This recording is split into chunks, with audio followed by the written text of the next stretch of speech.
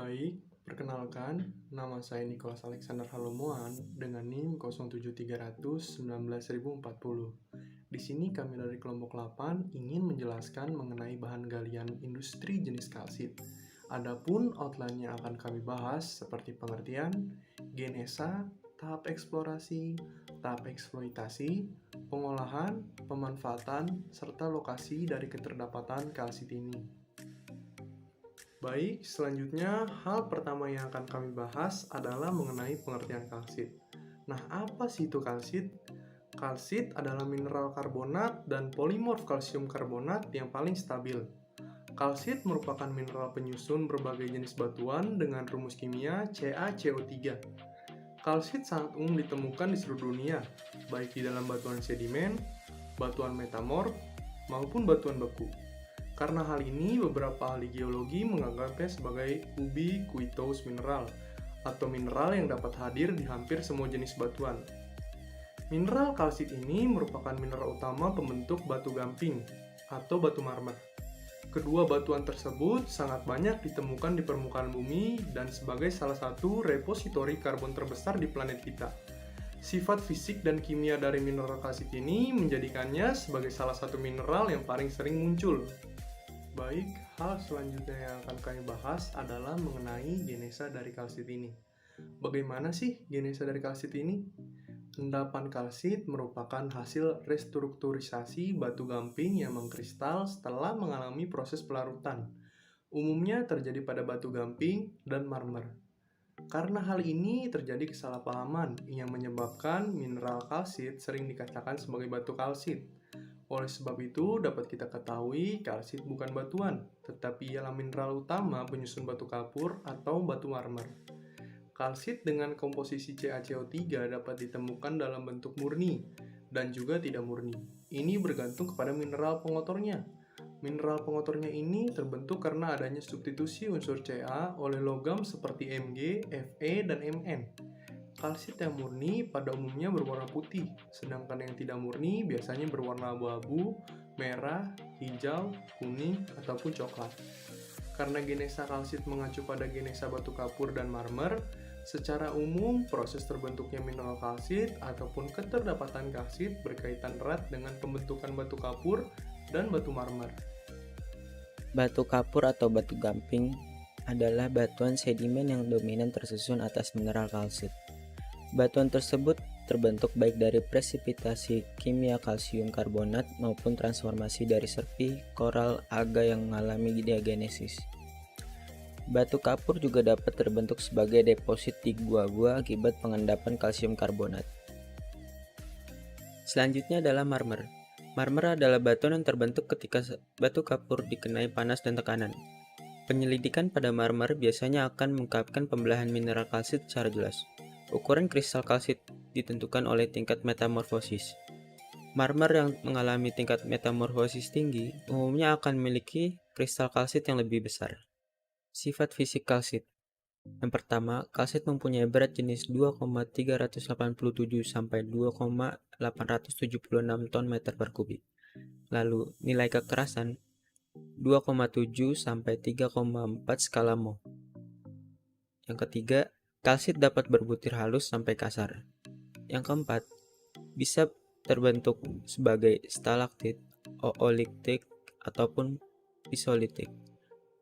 Yang kelima, kalsit yang murni pada umumnya berwarna putih, sedangkan kalsit yang tidak murni karena substitusi berwarna abu-abu, merah, hijau, kuning, ataupun coklat. Sifat kimia kalsit. Yang pertama terbentuk atas kalsium dan karbonat. Kedua, sistem kristal kalsit adalah heksagonal dengan belahan rombohedral. Ketiga, rumus kimianya yaitu CaCO3. Yang keempat, dalam pembentukan batu marmer, sifat fisik dan kimia kalsit berubah karena proses metamorfosa atau tekanan dan temperatur yang tinggi. Eksplorasi kalsit merupakan kegiatan eksplorasi yang umumnya dilakukan untuk menghitung volume cadangan dan mengetahui kualitas cadangan. Sedangkan kegiatan awal yang merupakan pencarian endapan atau prospeksi jarang dilakukan, sebab endapan batu gamping mudah ditemukan.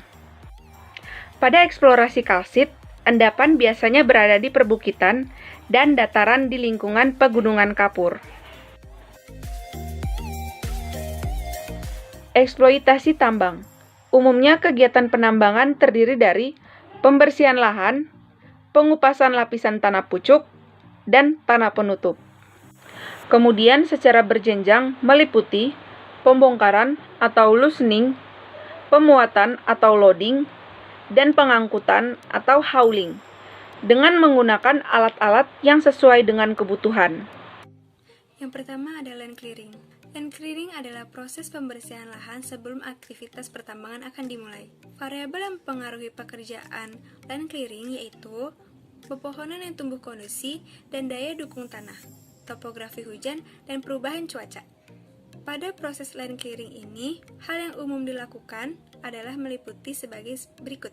Yang pertama ada underbushing, yang kedua ada felling atau cutting, yang ketiga ada peeling, dan yang keempat ada burning. Gambar di atas adalah contoh proses pengerjaan land clearing. Yang kedua ada stripping overburden, atau biasa juga disebut dengan pengupasan lapisan tanah penutup.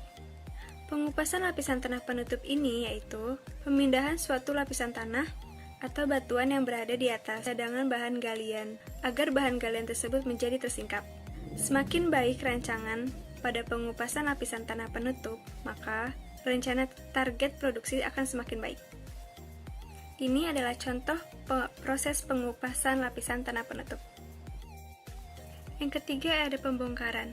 Pembongkaran ini terdiri dari tahap awal yaitu pembersihan lahan dan pengupasan lapisan tanah penutup, sama seperti dua di antara yang tadi. Jika dilihat, alat ini bisa digunakan untuk proses penghancuran yaitu pengupasan lapisan tanah penutup tadi, dan sekaligus juga berfungsi sebagai pemuatan material ke dump truck. Yang keempat ada pemuatan. Arti pemuatan sendiri yaitu proses memindahkan material yang ada ke dalam alat angkut seperti dump truck. Jika dilihat dari gambar ini, material-material yang sudah tersingkap akan dibawa oleh backhoe ke dump truck sebagai alat muatnya. Yang kelima ada pengangkutan. Pengangkutan material yang tadi sudah dibawa oleh dump truck atau yang berhasil ditambang lalu dibawa ke tempat pengolahan. Pengolahan bertujuan untuk memperoleh ukuran butir dan tingkat kadar yang sesuai dengan spesifikasi pasar. Pengolahan dilakukan secara sederhana dengan menghilangkan kotoran yang melekat pada bahan material tersebut. Kemudian dilakukan penghancuran dan diayak sesuai dengan ukuran yang akan diinginkan. Ya, terima kasih dari Saudari Yanindita. Saya William Febrian Edison, NIM 073-1597 akan melanjutkan presentasi mengenai pengolahan kalsit. Pengolahan kalsit hanya bertujuan untuk memperoleh ukuran butir dan tingkat kadar CaCO3 sesuai dengan spesifikasi pasar. Pengolahan dapat dilakukan secara sederhana, yaitu dengan menghilangkan kotoran yang melekat, kemudian dilakukan penghancuran dan diayak sesuai dengan ukuran yang diinginkan. Untuk mendapatkan ukuran butir yang halus atau di bawah 12 mes, dipucahkan dengan menggunakan hammer mill.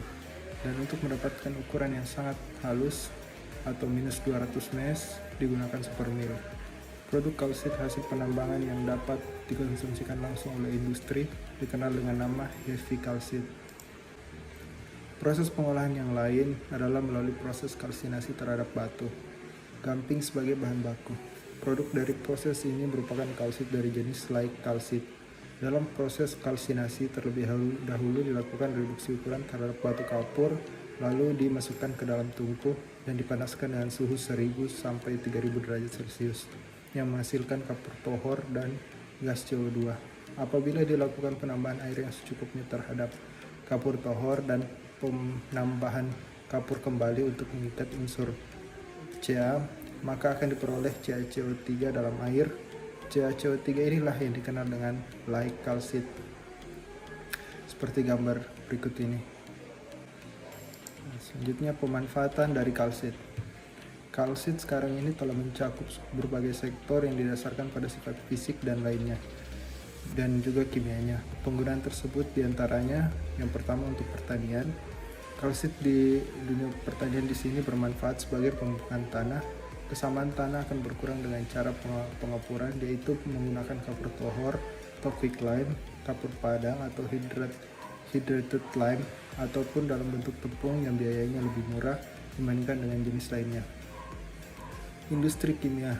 Untuk di dunia industri kimia, kalsit digunakan memproduksi caustic soda dan alkali lainnya dengan menggunakan solvay proses. Like kalsit berfungsi sebagai filter, extender coating pada industri kertas, cat, karet, farmasi, dan plastik.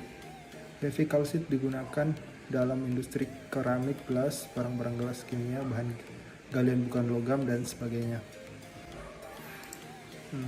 Untuk industri makanan, kalsit digunakan untuk pemurnian gula bit, digunakan juga untuk mengelola sisa produk pada pabrik pengawetan, mengurangi keasaman pada buah kalengan. Untuk industri metalurgi, kalsit dengan kualitas tinggi diperlukan dalam pembuatan baja sebagai flux yang berfungsi untuk mengikat material pengotor atau sebagai slag seperti fosfor, belerang, silika, dan aluminium.